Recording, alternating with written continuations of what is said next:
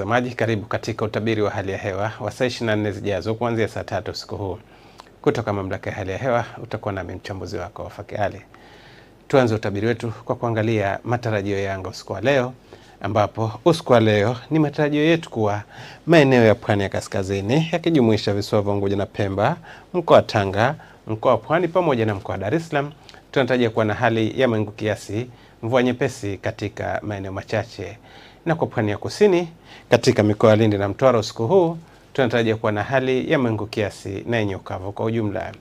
Kwa siku ya kesho, visiwa vya Unguja na Pemba, mkoa wa Tanga, mkoa wa Pwani pamoja na mkoa wa Dar es Salaam tunatarajia kuwa na hali ya mawingu kiasi, mvua katika maeneo machache na vipindi vya jua.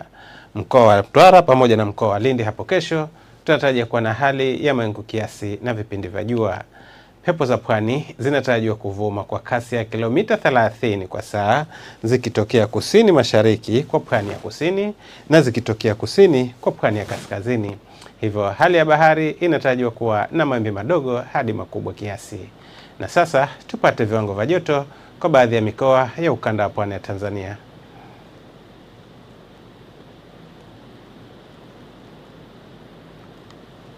Hadi kufikia hapo, kutoka mamlaka ya hali ya hewa hatuna la ziada. Tunakutakia usiku mwema na utazamaji mzuri wa vipindi vinavyofuata.